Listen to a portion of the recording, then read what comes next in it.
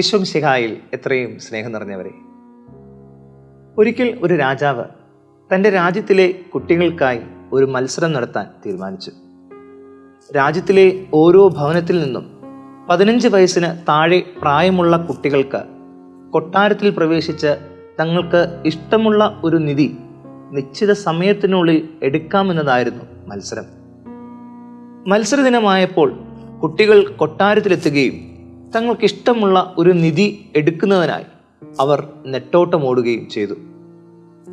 എന്നാൽ അതിൽ ഒരു കുട്ടി മാത്രം കൊട്ടാരത്തിൽ പ്രവേശിച്ച സമയം മുതൽ രാജാവിനെ കെട്ടിപ്പിടിച്ച് നിൽക്കുകയായിരുന്നു. ആ കുട്ടിയോട് രാജാവ് പറഞ്ഞു, സമയം തീരുന്നതിന് മുമ്പ് നീയും പോയി നിനക്കിഷ്ടമുള്ള ഒരു നിധി എടുത്തുകൊള്ളുക എന്ന്. അപ്പോൾ ആ കുട്ടി രാജാവിനോട് പറഞ്ഞു, സകല നിധികളുടെയും ഉറവിടവും ഉടമസ്ഥനുമായ അങ്ങേക്കാൾ വലിയ ഒരു നിധിയും ഈ കൊട്ടാരത്തിൽ ഞാൻ കണ്ടില്ല.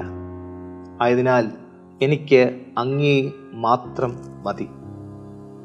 മിശിഹായിൽ സ്നേഹം നിറഞ്ഞവരെ, ഈ ലോകയാത്രയിൽ പലതും സമ്പാദിക്കാനും നേടാനുമായി നാം ഓടുമ്പോൾ യഥാർത്ഥത്തിൽ നാം സ്വന്തമാക്കേണ്ട മിശിഹാ രാജാവിനെ സ്വന്തമാക്കാൻ നമുക്ക് സാധിച്ചിട്ടുണ്ടോ എന്ന് വിചിന്തനം ചെയ്യേണ്ട ഒരു ദിവസമാണ് ഇന്ന്. ആരാധന ക്രമവത്സരത്തിലെ അവസാനത്തെ ഞായറാഴ്ചയായ ഇന്ന് തിരുസഭ മാതാവ് മിശിഹായുടെ രാജത്വ തിരുനാൾ ആഘോഷിക്കുകയാണ്. രാജാവാകാൻ തൽപരനാകാത്ത ക്രിസ്തുവിനെ നാം സുവിശേഷങ്ങളിൽ കാണുന്നുണ്ട്. എന്നിട്ടും എന്തിനാണ് തിരുസഭ മാതാവ് മിശിഹായുടെ രാജത്വ തിരുനാൾ ആഘോഷിക്കുന്നത്?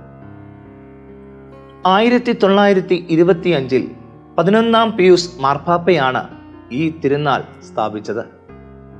ലോകത്തിൽ മതേതരത്വവും ദേശീയതയും ഫാസിസവും കമ്മ്യൂണിസവും വളർന്നു വന്നപ്പോൾ ക്രിസ്തീയ മൂല്യങ്ങളുടെ നിരാകരണം ലോകത്തിൽ ഉടലെടുത്തു. ആ സമയം ക്രൈസ്തവ മക്കളോട് 11-ാം പിയൂസ് പാപ്പ ഒരു ചാക്രിക ലേഖനത്തിലൂടെ പഠിപ്പിച്ചു, ഒരു ഭൗതിക ശക്തിക്കോ രാഷ്ട്രീയ അധികാരങ്ങൾക്കോ മുൻപിൽ അടിയറവ് വെക്കേണ്ടതല്ല ക്രൈസ്തവ മൂല്യങ്ങളെന്ന്. അതിനാൽ ക്രിസ്ത്യാനികൾ എന്നും ക്രിസ്തുവിനോട് അഗാധമായി ബന്ധം പുലർത്തി ജീവിക്കുന്നു എന്നതിൻ്റെ പരസ്യ പ്രഖ്യാപന ദിനമാണ് ഈ തിരുനാൾ കൊണ്ട് തിരുസഭ മാതാവ് അർത്ഥമാക്കുന്നത്. ക്രിസ്തുവിനോട് ബന്ധം പുലർത്തുക എന്നത് ഒരു ക്രൈസ്തവന്റെ കടമയാണ്.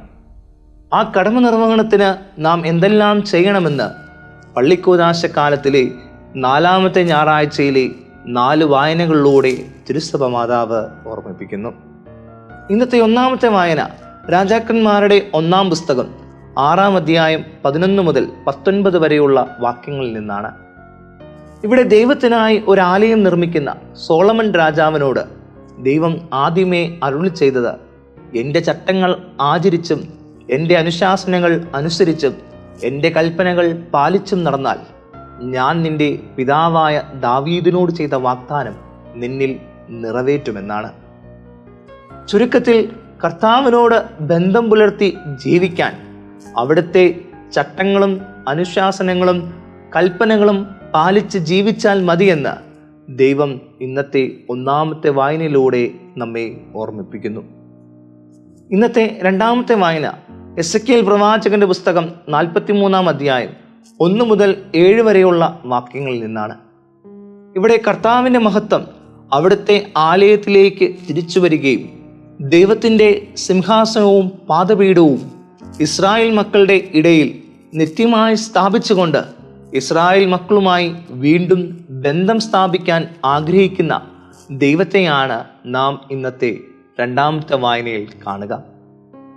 ഇന്നത്തെ 3-ാമത്തെ വായന ഹെബ്രായർക്കുള്ള ലേഖനം 9-ാം അധ്യായം 16 മുതൽ 18 വരെയുള്ള വാക്യങ്ങളിൽ നിന്നാണ്. നമ്മുടെ പാപങ്ങളാൽ നാം നഷ്ടപ്പെടുത്തി കളഞ്ഞ ദൈവവുമായുള്ള സ്നേഹബന്ധം വീണ്ടെടുക്കാനാണ് ക്രിസ്തു രക്തം ചിന്തി എന്നേക്കുമായി മരിച്ചതെന്നും തന്നെ ആകാംക്ഷപൂർവം കാത്തിരിക്കുന്നവരുടെ രക്ഷയ്ക്ക് വേണ്ടിയിട്ടാണ് ക്രിസ്തു വീണ്ടും വരുന്നതെന്നും ഇന്നത്തെ 3-ാമത്തെ വായനയിലൂടെ ദൈവം നമ്മെ ഓർമ്മിപ്പിക്കുന്നു. ഇന്നത്തെ സുവിശേഷം വിശുദ്ധ മത്തായി ശ്ലീഹ എഴുതിയ സുവിശേഷം 22-ാം അധ്യായം 41 മുതൽ 46 വരെയുള്ള വാക്യങ്ങളിൽ നിന്നാണ്.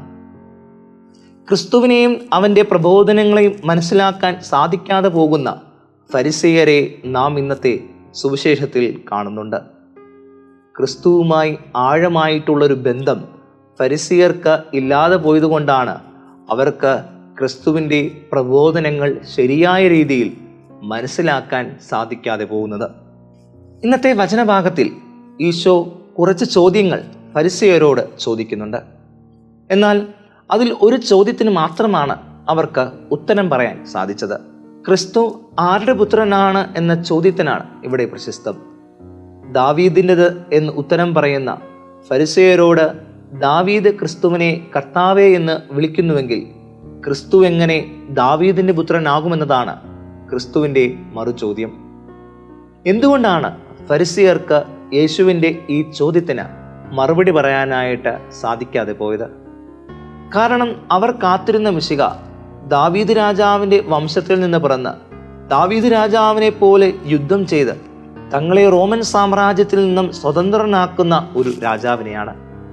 ഫരിസേയരുടെ ഈ ചിന്താഗതിയെയും കാഴ്ചപ്പാടിനെയുമാണ് ക്രിസ്തു ഈ വചനഭാഗത്തിലൂടെ മാറ്റിയെടുക്കാൻ പരിശ്രമിക്കുന്നത്. താൻ ജഡപ്രകാരം ദാവീദിന്റെ വംശത്തിൽ നിന്ന് ഉള്ളവനാണെങ്കിലും യേശു അതിലുമുപരി താൻ ദൈവപുത്രനാണെന്ന് ഫരിസേയരെ പഠിപ്പിക്കുകയാണ് ഇവിടെ. പ്രിയരെ, കുറച്ച് ജയവിളികളാലും റാലികളാലും മാത്രം അവസാനിപ്പിക്കേണ്ട ഒരു തിരുനാളല്ല മിശിഹായുടെ രാജത്വ തിരുനാൾ. മറിച്ച് മിശിഹ പകർന്നു നൽകിയ മൂല്യങ്ങൾ മനസ്സിലാക്കി അവയ്ക്ക് വില നൽകി അവ പാലിച്ച് ജീവിക്കാൻ നാം പരിശ്രമിക്കുമ്പോഴാണ് ഈ തിരുനാൾ അർത്ഥപൂർണമാകുന്നത്. ആയതിനാൽ പ്രിയരെ, മിശിഹ നൽകിയ ചട്ടങ്ങളും കൽപ്പനകളും അനുശാസനങ്ങളും അനുസരിച്ചും നമ്മളിലെ മ്ലേച്ഛതകൾ അകറ്റിയും മിശിഹായുടെ രണ്ടാമത്തെ വരവിന് വേണ്ടി ആകാംക്ഷപൂർവം കാത്തിരുന്നുകൊണ്ടും മിശിഹായുടെ പ്രബോധനങ്ങൾ മനസ്സിലാക്കി ജീവിക്കാൻ നമുക്ക് പരിശ്രമിക്കാം. അങ്ങനെ ക്രിസ്തുവുമായി അഗാധമായ ബന്ധത്തിൽ വളരാൻ നമുക്ക് എപ്പോഴും സാധിക്കട്ടെ. ആമേൻ.